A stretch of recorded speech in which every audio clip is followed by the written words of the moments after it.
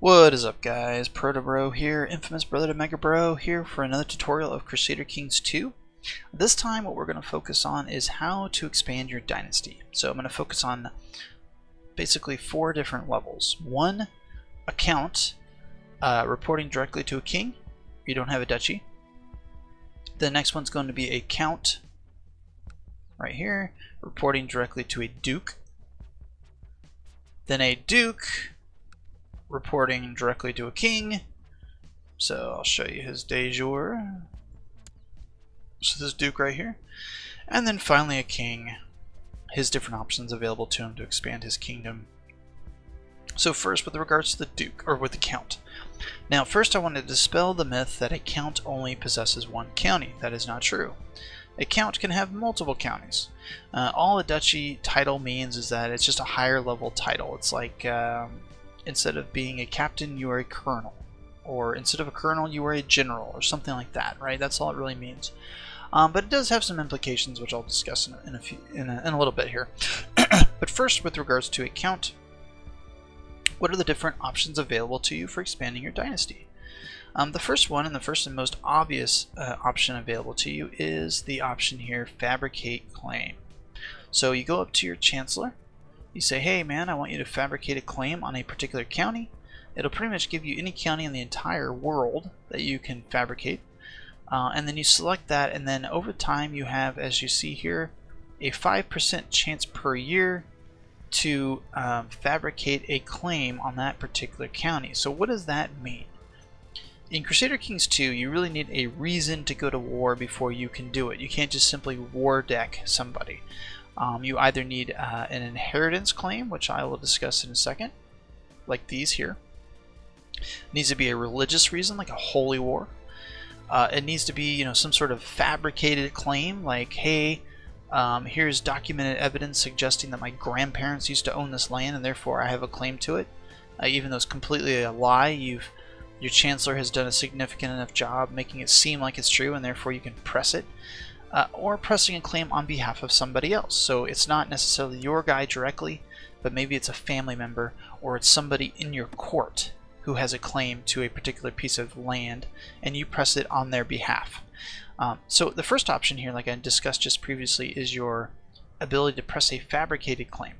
And you can do it really anywhere you want, but I would recommend you do it, obviously within your borders or nearby, because you're going to have to defend it once you take it.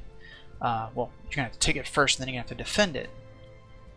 But there definitely should be some strategy involved. So here, Devon, if you were to click the County of Devon and click the de jure tab here, you would notice there's a Duchy of Cornwall, which is the de jure area for these 2 counties. Now, there is not this duchy has not been created yet. You yourself cannot create it. The king or the person above you is the one that has to create this county or this duchy. But were he to create it, if you controlled both counties here, you would be far more likely to receive that duchy than, say, somebody else, right? And then if somebody else were to be awarded that duchy, but you were the one that owned both counties, then you would have a de jure basis to usurp that title, which I'll explain in a second. But just for now, what I want you to know is that there's always levels, right? So you have the county, then there's the duchy, and there's the kingdom, and you always want to be looking up. So you want to say, okay, I'm a count. How do I become a duke? Hey, I'm a duke. How do I get another duchy? Or how do I become king? And then when you're king, how do I become emperor? And that's really the name of the game, right? You're always looking up. So in this case, we're County of Devon right here. We obviously want to become more powerful. One of the logical ways to do that is say, hey, how do we become the Duchy of Cornwall? Oh, look. Cornwall is another county right here within the Duchy of Cornwall. Maybe that's a place we should look to take next, right? So again, fabricate claim is one of your options available to expand your dynasty. What's the next way to do it? The next way to do it is claims. So you have inherited claims. Now, if we were to fabricate a claim on Cornwall, it would pop up right here. You'd have to pay to execute that claim, but if you were to pay for it, it would pop up here and it would say something to the effect of, this claim can only be asserted through pressing through war, or something like that. That basically means that our children will not get that claim. It's only him specifically. So if he dies before you have a chance to press it, then it disappears completely, and you have to kind of start the process all over again. Inherited claims are different, though. Notice here, can be inherited by successor. Can be inherited by successor. So this means that his father, more than likely, had claims to these lands down here.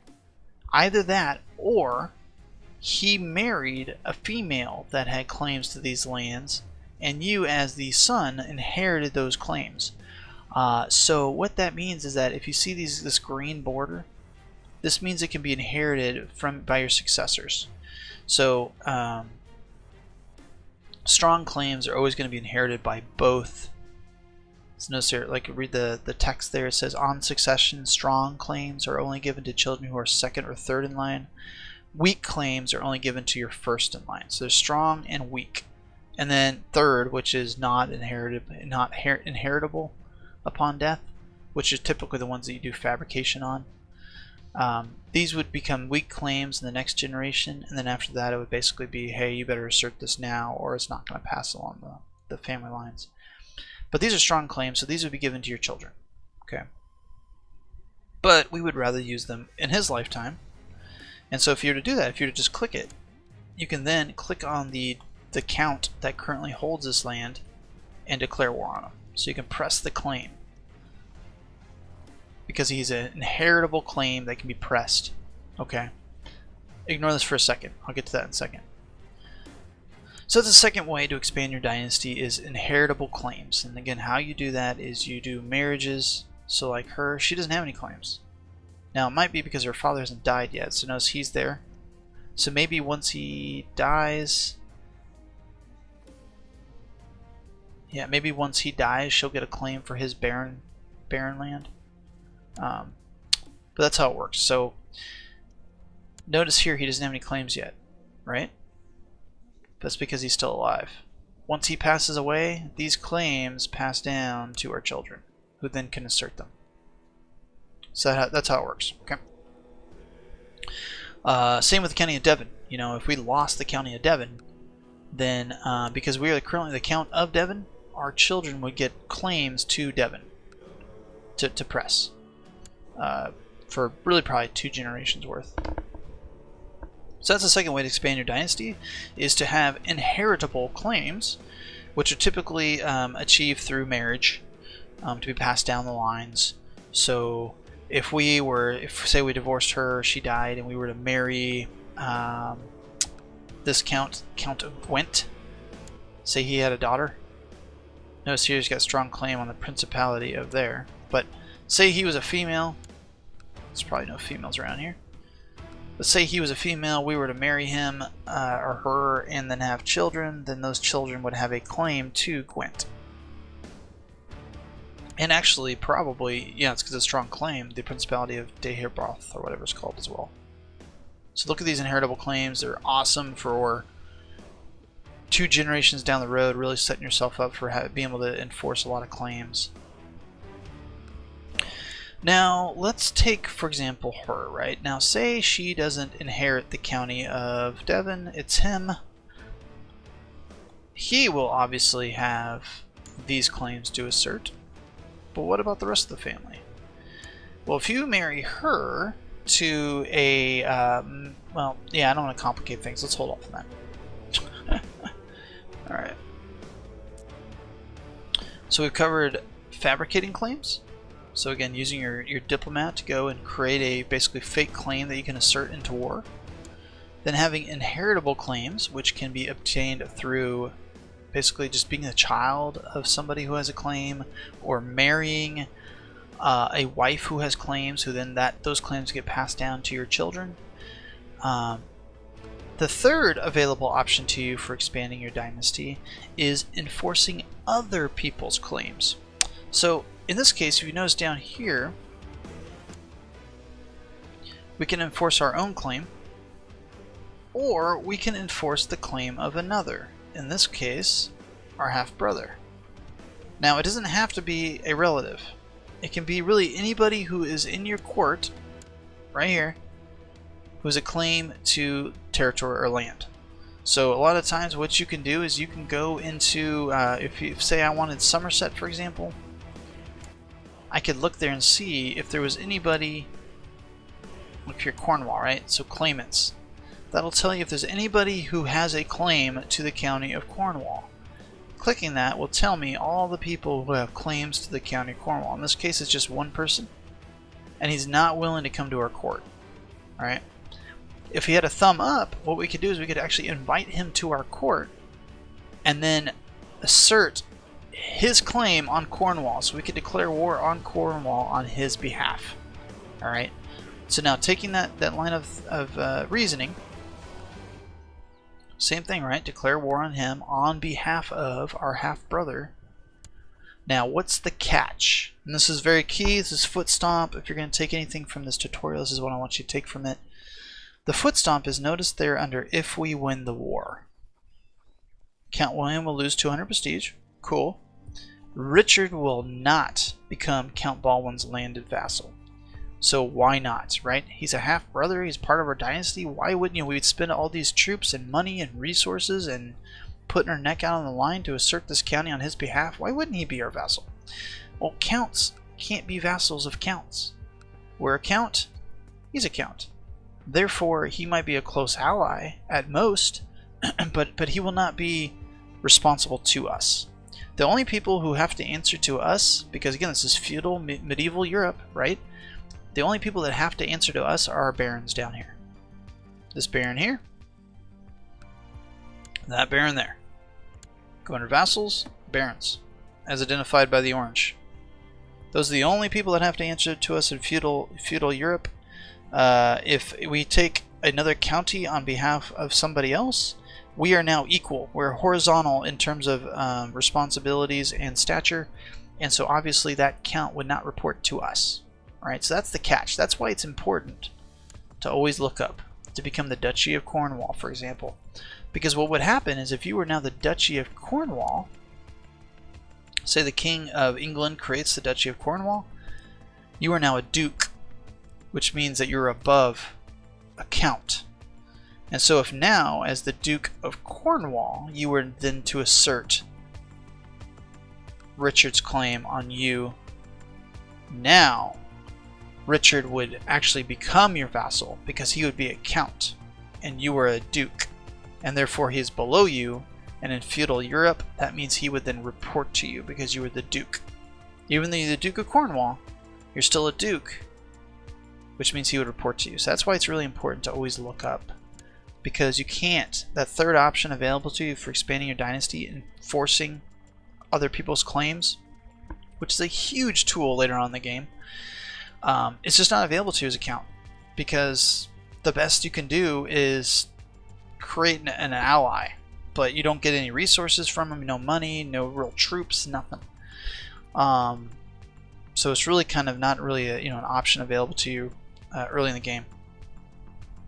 So the fourth option available to you is Holy War. So now as a count we can't do that because we have to answer the king. So that's another thing to kind of bear in mind. As a count, you're insulated, which means that you can only really operate within the kingdom because you have the king here who's kind of stopping you from going outside the kingdom to do things.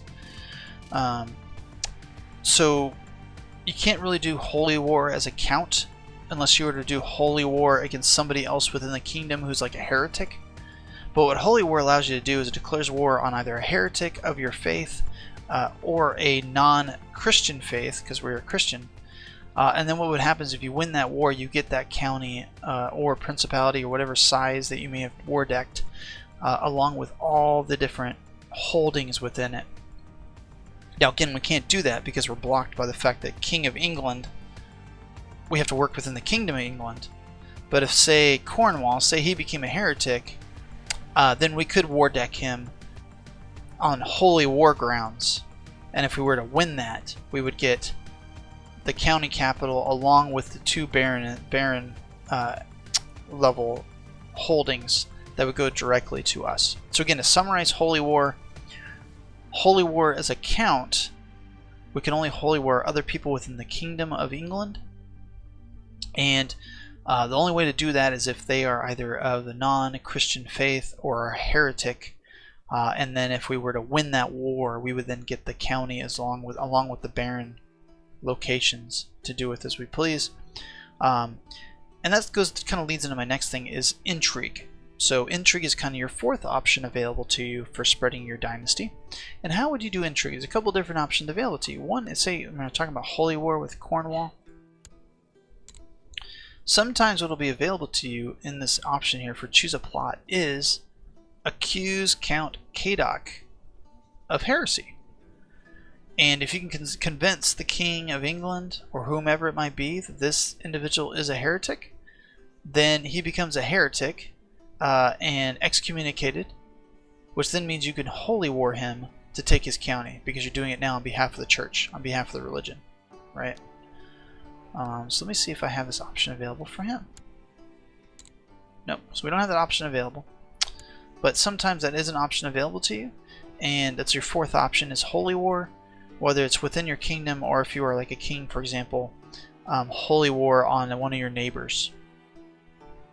Now the fifth option available to you for expanding your dynasty is independence, whether it's from the king or from a duke. Now notice here we are a count, we report directly to the king because we do not have a duke above us just yet. And what you can do is you can, so we don't have any plots available to us, but what we can do is we can declare war on the king, seeking independence. Now what this means is that we as a single county would separate from the King of England and become our own independent kingdom, and he obviously would have claim to fight back. So as you see here, there we are. Now this is where allies might come in, is if we are independent and we have a number of allies. Right now we have non-aggression pacts, but we don't have any allies. Maybe they come in our behalf. Or if you're under the factions and you have enough people in your faction for independence, they all join you. But it's probably not the wisest way to do it, because what happens, we will lose this war, and then the king will throw us in prison, probably kill us, or take away our county, and then we will be landless and we will lose the game. So to summarize, right, the different options available to you as a count for expanding your dynasty is 1. Fabricate claim, so making up a pretend claim. Number 2, asserting inheritable claims. So like here we have an inheritable claim. Number 3, de jure claims, which is basically if we were the Duke of Cornwall and Somerset was a part of the Duke of Cornwall, we could press our de jure claim on Somerset because we are the Duke of Cornwall and Somerset is a part of our de jure claim. Number 4 is pressing claims on behalf of others. Number 5 is holy war.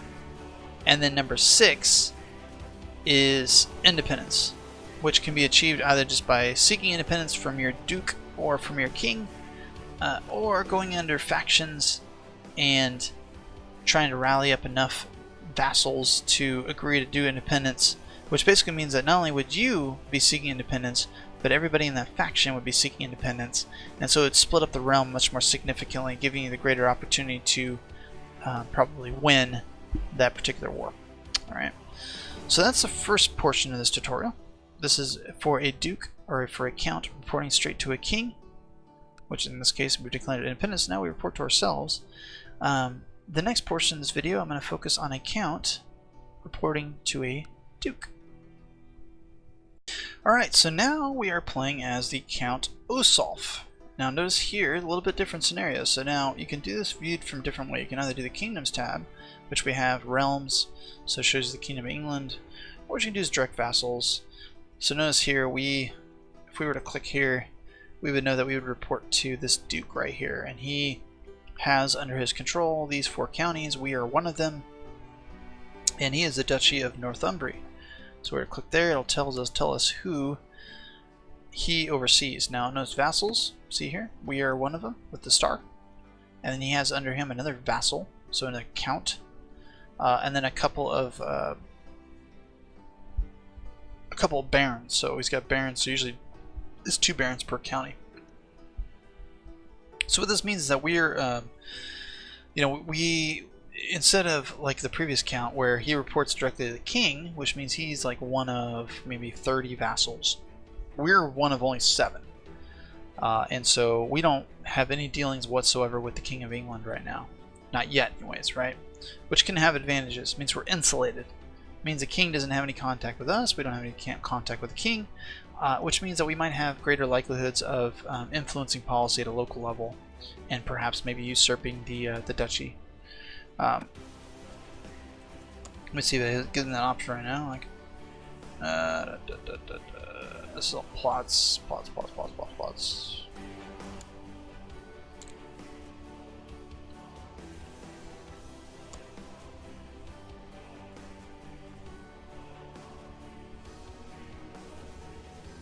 Alright, so I don't see it, but anyways.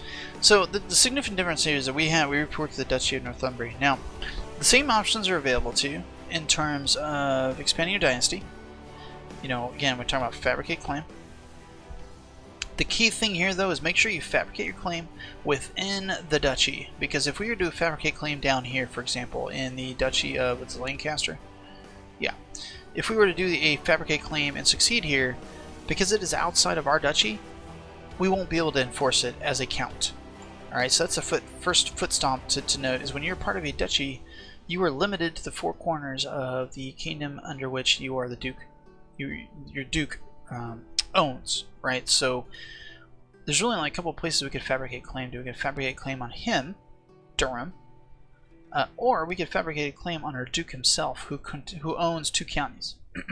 So what would happen is, for example, if we were to fabricate a claim on Westmoreland, and press that claim, more than likely, you know, he would raise his 2 counties of troops, and he would probably bring in his vassal on his side, unless we were to successfully convince his vassal that he really liked us. So maybe his relationship with his duke is 20, his relationship with us is 5. You know, he likes us 9.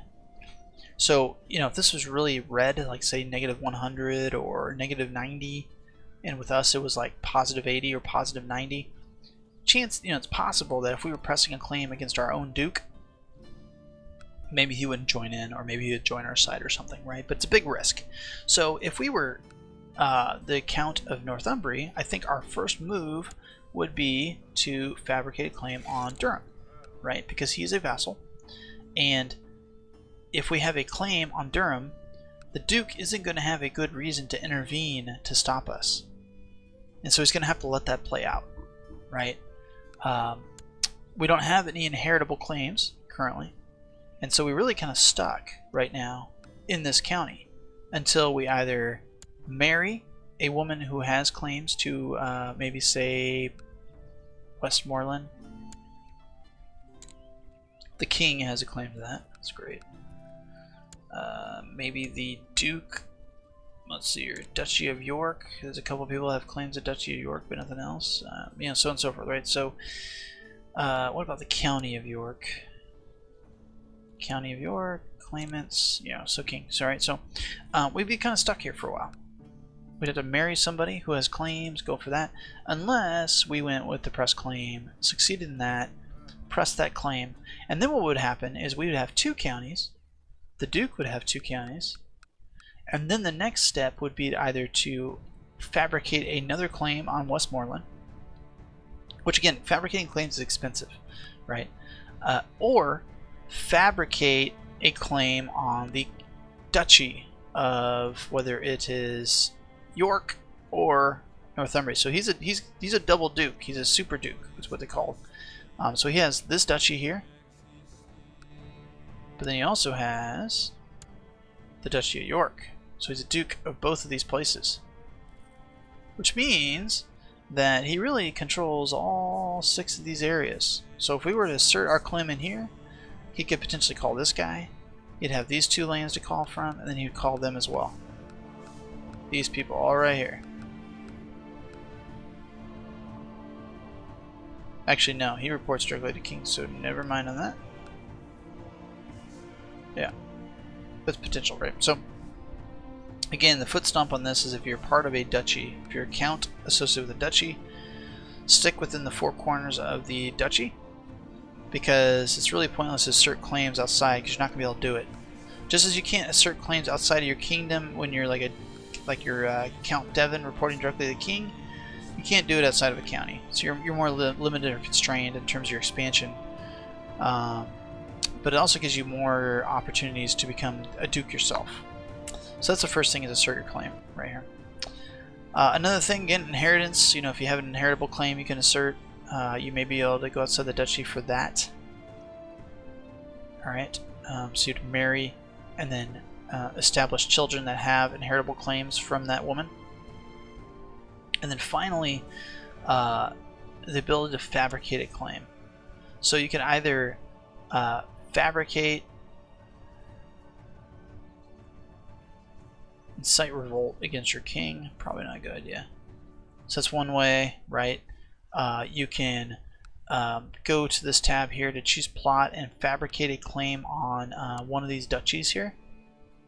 And then once you have that, if you have, say, 2 counties and a boatload of money, you can hire mercenaries, raise your 2 counties in war, and try and claim that duchy for yourself. Or you can seek independence, right? So you can go to war with him, declare war, make yourself independent. What does it accomplish? Not really a whole lot, because you would still be... So right now we report directly to the Duke. We declare independence, we win. Well, now we're just like this guy here. So I guess that opens doors to the rest of the kingdom in terms of what you can do, but you're still going to be susceptible to the king, so you can't go outside the kingdom. But you know, if you're pigeonholed and you're kind of tired of spinning your wheels within a duchy, that is an option available to you, especially if your duke is pretty weak and you're able to kind of divide and conquer and get his other vassals to rise up in rebellion against him. So for example, right, we're a county to a duke, and we could go to factions, start a faction, and create one of these, and then if he's not, so this would probably be, so say we are the traditional faction, there you go, he would probably join this faction because he is a bishop. And then if the duke was not properly accommodating your faction, you could go to war and then perhaps break away that way. But usually the independence tab is going to be the best way to do it. But again, you would, instead of being reporting directly to the duke, you'd be reporting to the king. And so you'd still be controlled, but at least then your options might be a little more expanded to within the realm. Okay, so that is a count within a duchy. Hopefully it helps. Notice here, the Duke of York is the one that's right above you, whereas down here, Devon, his is the king, but that means he has the entire kingdom available to him, whereas us, we only have the county here, or the duchy here, to work within. So we would take Durham, and then we'd look to perhaps usurp the Duchy of York by fabricating a ducal claim to it, or something of that sort. Now the next portion of this video I'm going to show you is a duke, and the different options available to you as a duke. Alright, to recap really quick, you can play as either count down here, where you report directly to a king, and again you really have 6 options available to you for expanding your dynasty. You can either play as a count within a duchy, which we showed you here. Again, same options available to you. The 6 options are available to you, but you're constrained to really the 4 corners of the duchy. With again, plus and minuses to that, right?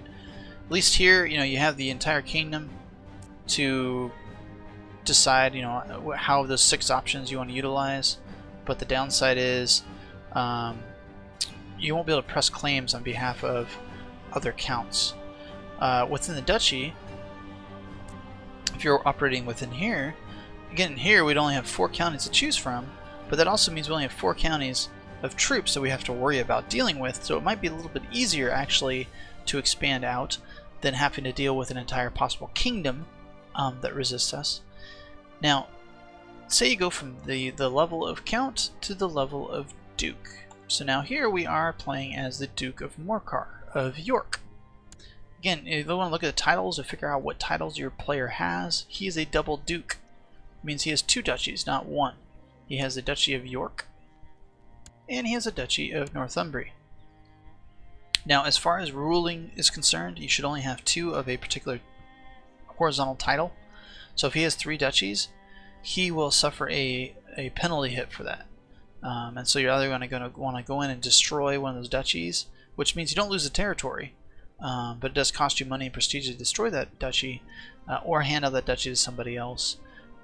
But if you're a duke giving a duchy to somebody else, so if you're duke giving a duchy to somebody else, then they will separate from your authority, and then maybe really like you, but not, again, just like we talked about down here with Devon enforcing his half-brother's claim on this territory down here. They will not report to you though, because you're both dukes at that point, so just kind of be aware of that. But the big advantage here to being a duke is that you can enforce the claim of another, and they will become your vassal. Alright, so let's see here. Do we have anybody in our court that we can enforce a claim for? Nope.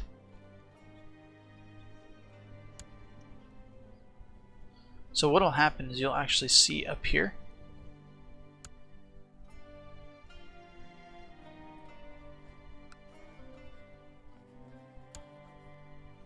de jure claim, that's right, okay. So let's see here. Alright, so I'll explain that in a second. Okay, so what you'll see up here is you'll see this little cross swords thing saying, hey, claim can be pressed. And what that means is you have somebody in your court who has an inheritable claim, like we talked about before, that can be pressed. So they have a claim here that says, hey, I have this claim, I'm entitled to this land, we can go fight for it by law, and if you win it, it's ours. As a duke, if you were to do that and were to win that county, they would then report to you. So for example, just using an example, this isn't actually the case, but say Leicester, right? Say you had somebody in your court who had a claim to Leicester. As a duke, because you're now above a count, you could enforce that claim on behalf of that person. You would win that war. That person becomes a vassal of Leicester, and they would become a vassal underneath your control. So this would go from purple to orange, which then means that as duke, you would then have 8 vassals instead of 7, as you see here. All right. So that's the first big thing you want to take away from being a duke as opposed to a count, is now you have the door open to you to enforce claims by other people in your court, which is a huge power. Because what you can do is you really go to People Finder and search for people that way, or say, hey, I've got a neighboring county I want to conquer, or a neighboring county that I want to conquer. Who has a claim to that county? Let's see if there's a way for me to enforce it. Okay. So that's a big advantage to being a duke as opposed to a count. Again, as a measure of education here, you can be a count and still have 4 territories. Just means you're a count of 4 territories. The difference is, though, just like Devon here, if he had 4 territories, it doesn't matter if he goes and presses his claim for his half-brother down here. His half-brother's still going to be independent from him upon victory, because, again, they're both counts. That's why being a duke is so important, because you then press claims on behalf of others, make that a part of your kingdom, so to speak. They would report directly to you, but because you're a duke, you wouldn't lose that territory. It would stay within your kingdom. Okay, so that's pressing claims. Another big advantage to being a duke, especially in a kingdom, is that you report to the king. So now we don't like the king very much, but we are reporting directly to the king, which means that we are 1 step removed from being the king of England. So unlike this guy, who reports to us, he's 2 steps removed from the king of England. We are 1 step removed. So we're 1 step closer to becoming king of all of England. Right now, all we control is this right here. But we want to control all of this, right? And the only way we can do that is to assume titles that are that much closer to the king of England, which in this case is a duchy. So one of the options available to us, I want to say,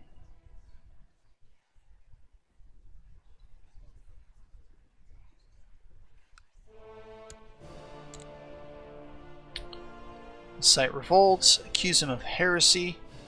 So that might be a way to usurp the throne, is to say, hey, he needs to be excommunicated. He gets excommunicated, we fight a holy war for independence, for example, whatever, right? So that's one of the options available to you. Another option available to you is the de jure option, which is a big option that you should utilize most often. And here's how it works. So notice here for the Duchy of York, we have only one county within the duchy. If you click de jure, now notice here, the Duchy of York consists of 3 counties. 4 actually. But we only own 1. Kind of problematic, don't you think? Well, as the Duke of York, we can assert or enforce our claims as the Duke of York on any counties that fall within this duchy. That's why this is up here. So that's why we can declare war on here, for example. It's because we are the Duke of York. The Duchy of York consists of these 4 provinces, and as such, he should fall under our authority. He should be our vassal because he falls within the territorial jurisdictional confines of the Duchy of York. So again, Duchy of York is all this right here. He is not currently a vassal of ours, and therefore we could assert a claim against him. We could declare war against him to enforce our claim. Okay. And really both. We do one or the other. So he owns both. Notice here he's the count of that and the count of that. But by color. And we can enforce either one. Alright. If we do this, we do actually war deck the king, which is probably not a good idea. So we probably don't want to do that. But this guy here, we could war deck him to enforce our de jure claims of the county of York. So that's why creating duchies is so important. Now we got lucky because we only have 1 county right now within these 4.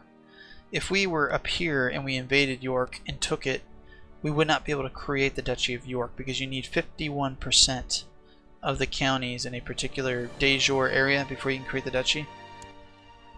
So if this duchy had not been created yet, we'd have to take York, Nottingham, and Lincoln, and then create the Duchy of York, and then assert our de jure right on Leicester that way. But because here we're already a duke, we can then enforce that, right?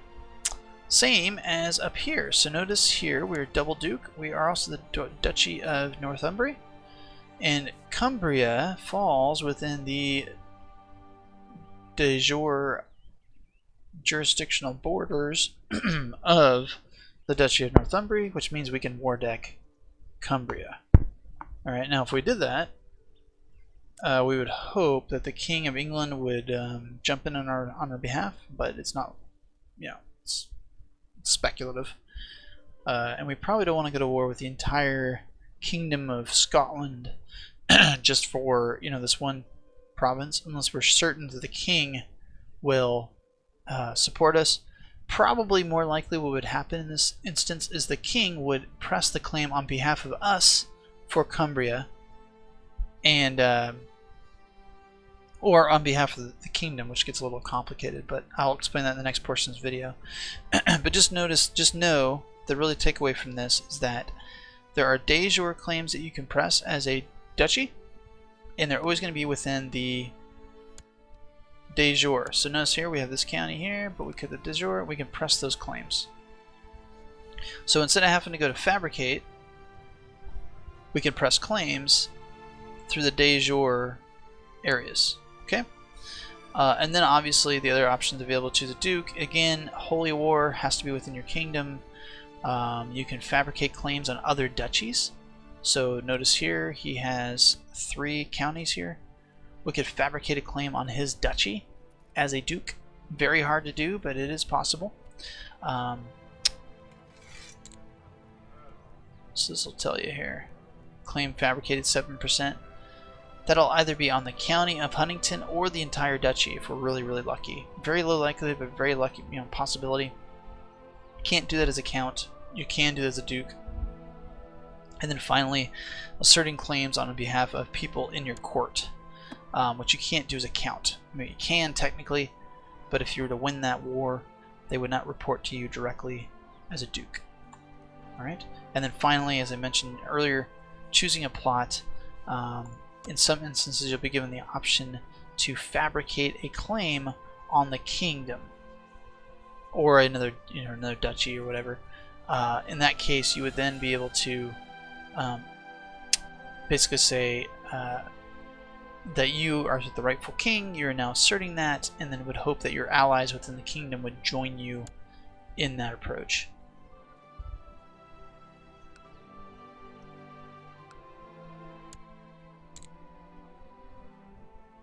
And then another option too, right, would be to incite heresy, which then you could war deck him, holy war him. You probably would not get the territories for that, but you would definitely get a huge prestige bonus and so forth with the king for doing that. And then finally, factions, right? You can do faction, you can do all these different options, including independence, depending on the situation.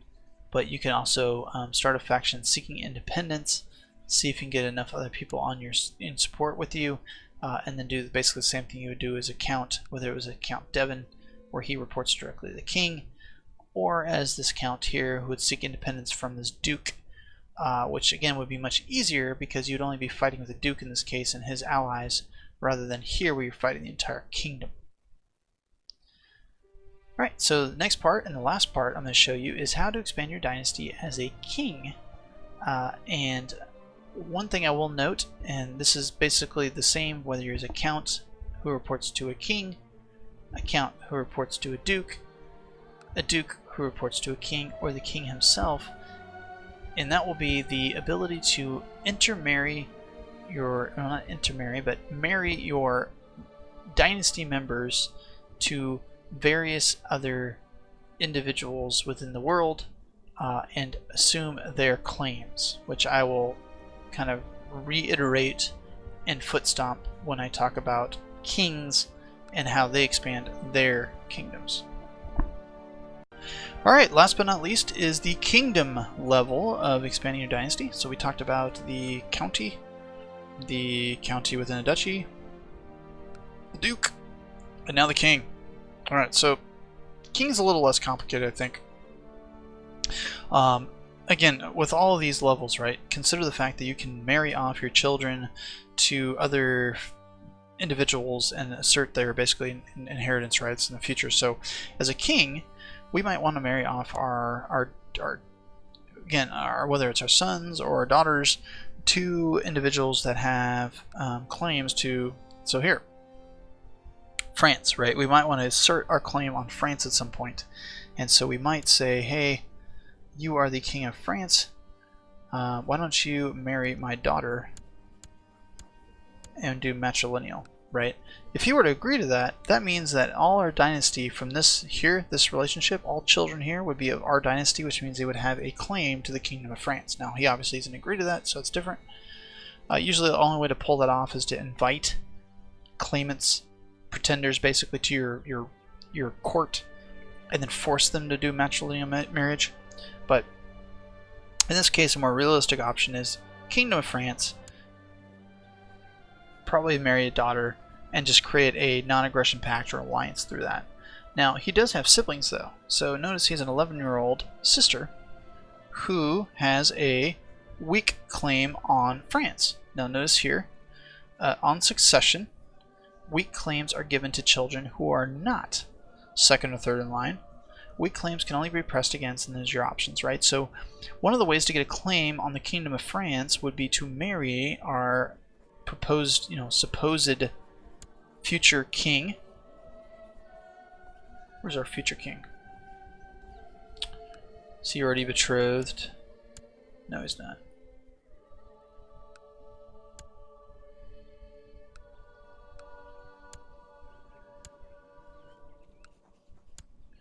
Anyways, here he is.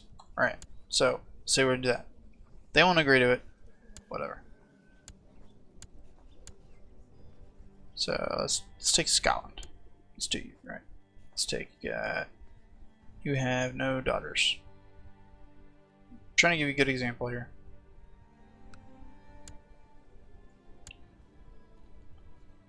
She has claim on Castile. Alright, so we would never do this really if I was playing this game seriously, but Why not? That's ridiculous. Anyways. So let's say they accepted that offer though. Let's say, you know, he were to accept that betrothed here where our soon-to-be king married her, they had children. Now our children would have a claim to the Kingdom of France. And so best case scenario there is our oldest son from Prince, or basically our oldest grandson at that point. Our oldest grandson would have a claim to France. And then our oldest grandson, who is also the Kingdom of England, could press his claim on France and then become basically king of both. Right, that's how you become an emperor. So that's one way to press your claims through inheritance. Notice here he's got all these claims too, you know, whatever. But that's a little more complicated than we need to get into for this episode. So that's one way, is through inheritance, right? Marrying off your children to different titles that you're interested in. At the kingdom level, we're obviously going to be interested in duchy titles like this here. This is kind of the equivalent to a duchy title. So it's multiple provinces. So we might marry off, you know, he's single, he'll end up getting the claims. He will end up getting these titles, right? And having claims to them. So maybe we do a betrothed to our daughter. We won't do matrilineal, but so then when it happens, our daughter will marry him. They will have children, and then his children will have claims. Now, we won't have any right to assert those because we didn't have matrilineal. In other words, his children will be of his bloodline, this right here, not ours, because it's not matrilineal. But that's how you go about inheriting, having inheritance claims. Okay, so just be aware of that. Now, the other option is de jure. So now, obviously with the king, you do the same thing. You do fabricate claims. So we can be like, hey, we want to start moving into Wales. So let's do fabricate claim and then move our way in. But then you can do de jure. So what I mean by that is, notice right here we have a de jure claim on Cumbria. Why do we have a de jure claim? Because de jure, the Kingdom of England, consists of everything that you see here highlighted, including right here. So we could go to war with Scotland over this because this is a part of England and Scottish have it and we want it back. Alright, so that's, again, we can, as a kingdom, you also have de jure territories that you can enforce. If you're ever curious about how the de jure system works, you just go to this tab right here. As we saw earlier, York controls this here, Lancaster holds this. So right now, Lancaster only has these two. So he does have de jure claims over these. So he could go to war with the King of England over these three, if he so desired. He probably wouldn't, but he, you know, it's an option. And then de jure kingdoms. So notice Ireland's right here, Scotland, all that stuff. So let's take a look at Ireland really quick. Notice here he only has 4. No one is the King of Ireland yet, but once they became the King of Ireland, so say he took 51% of Ireland, he can make himself the King of Ireland and then assert a de jure claim on whatever territory he does not have yet that is a part of Ireland. Alright. So again, that's how de jure claims work, is it's within a de jure realm of yours, whether it's a duke here, or kingdom, right?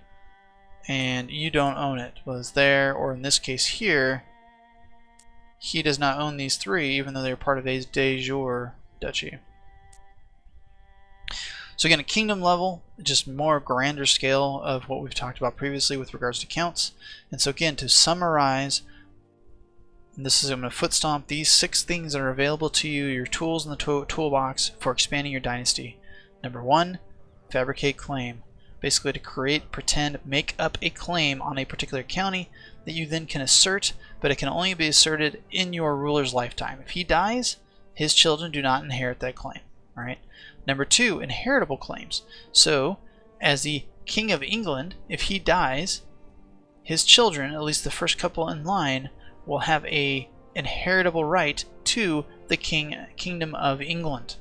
That's important to know, because if you have 3 children and all 3 of them have a right to King of England, only one of them is getting it, which means the other two may want to assert that right at some point, which means civil war, right? So just keep that in mind. So inheritable claims, which then can be pressed. Option 3 is pressing claims on behalf of others. So as a king, you can press claims on behalf of counts and dukes. So you have basically 2 layers that you can press claims on, whereas dukes you only have 1. It's just counts, and then counts you can do it, but you're not going to get, they're not going to be subservient to you. They're not going to report to you. So you can enforce claims on others that are in your court. Option 4 is holy war. In this case, as a kingdom, your options of holy war are really the entire map. So we can holy war him, for example. Let's see. Let's find.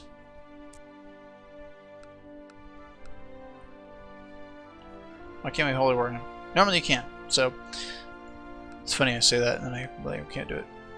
Anyways, you can holy war pretty much the whole map as far as your opponents are concerned once you're at the kingdom level. Option 5 is your de jure claims, like we just saw. So here.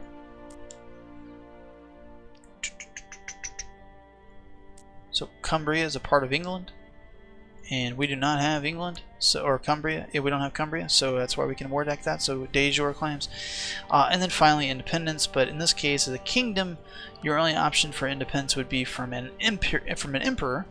So in this case, the Holy Roman Emperor, maybe. His vassals include no kings, so he doesn't have to worry about that.